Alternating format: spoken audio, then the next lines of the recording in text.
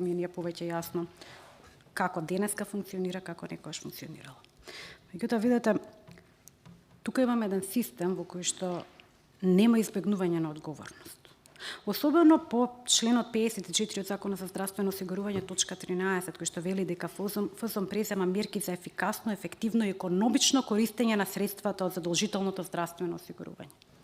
И сега, во 18-та, 19-та и 20-та година, кои што и тука ги разгледувам по документи, и на кои што се навраќа и ревизорскиот извештај, или имало контроли што требал да ги спроведе ФЗОМ, или нема.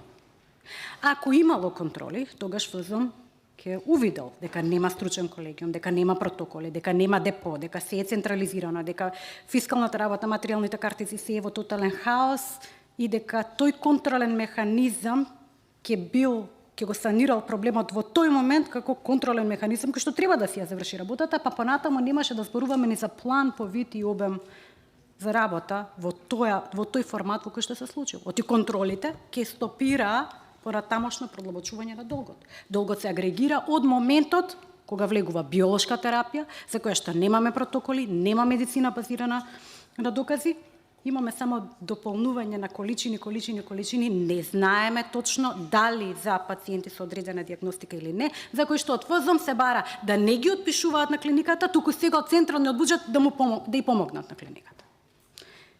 Или немало контроли и повторно е виновно како контролен механизам ФЗОМ. Или имало и не сте увиделе.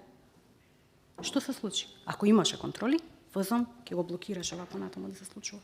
Ако немало контроли, како е возможно да немало контроли?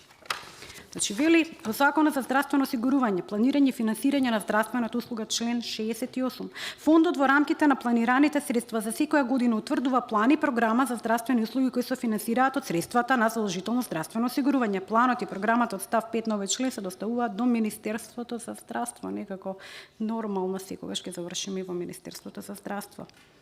И членот 71 кој што зборува за контролите. И во едниот, и во вториот случај, контролниот механизам на здравствениот систем, наречен ФЗОМ, потврлил. И така се агрегира долгот. Ние до ден денеска, дали преку медиуми, дали тоа ќе се расчисти, можеби ќе се расчисти, не знаеме каде завршува биолошката терапија. Тек сега, пред 3 месеци, е формиран конзилиум.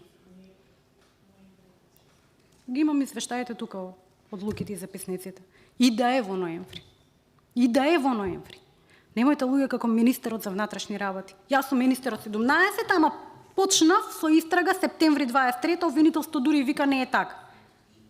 ФЗОМ постои. ФЗОМ постоел. Требал да направи контроли, требал да стопира нешто.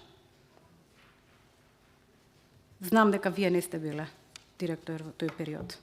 Меѓутоа ви се обраќам вам како директор. Контролната улога на ФЗОМ е загубена или не е загубена во тој период за кој што зборува државниот ревизор?